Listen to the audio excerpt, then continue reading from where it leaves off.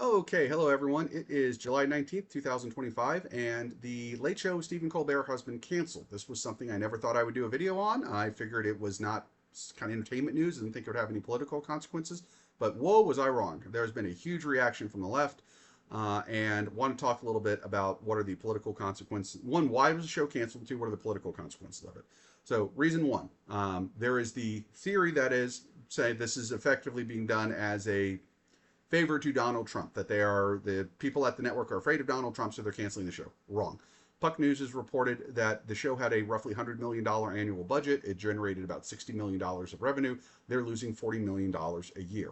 The fact that the show made it this far is a unbelievable statement to bad business decisions. That show should have been canceled long ago.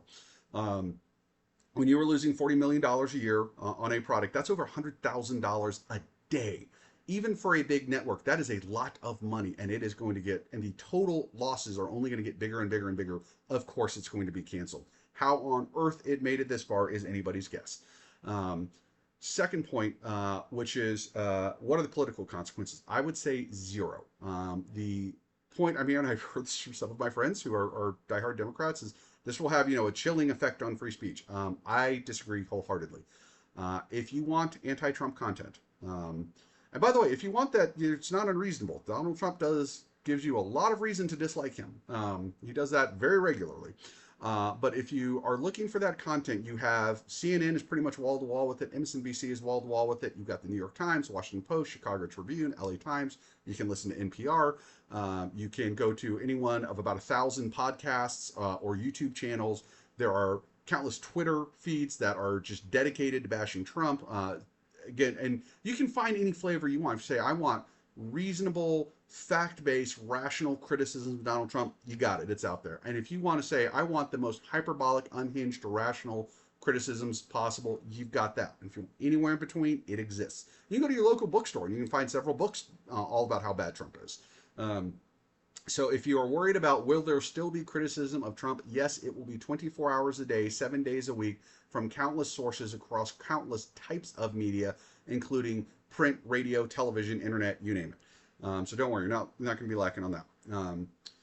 Okay, so let me go. I feel pretty comfortable saying that's all fact. Let's talk opinion. My opinion as to why the show failed.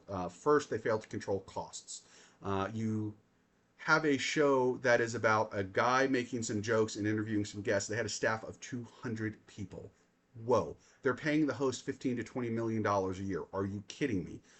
For a show that has a relatively small audience, that's ridiculous. If you fail to control costs, you are ultimately doomed as a business. Second reason is the business model itself is fundamentally flawed. Stephen Colbert, for many years now, has devoted a substantial portion of that show to supporting Democrats and attacking Donald Trump. There is a market for that. That market, however, is incredibly saturated with product right now. Again, TV, radio, print, internet, you name it. And when I say print, I mean like newspaper, books. I mean magazines. Take your pick. There are simply so many people doing that right now that this is you're trying to sell sand in the desert is what I'm getting to. There is sand everywhere, and you're trying to get people to buy it from you. The second problem is that when you devote a lot of your show to politics, you begin to run, and one specific side of the aisle in politics, you run into a problem. One, you've lost all the Republicans. They're gone. Two, you're going to lose a fair number of the centrists who maybe have, say, okay, maybe I don't like Trump and maybe I have some criticism, but, I need something more balanced. I need something that, puts on, give me the positive, give me the negative, and, I need something that tells me besides just vote Democrat. So you're going to lose the centrists. Of the Democrats, who you're now going for, again, who are an incredibly hard fought over group, there is so much competition for political entertainment to Democrats right now. You begin to lose the normies fairly quickly. People who maybe, okay, I'm a Democrat, I don't like Trump, I'm going to show up, I'm going to vote in the election, I'm going to show up and vote in the midterms. But politics really aren't my thing.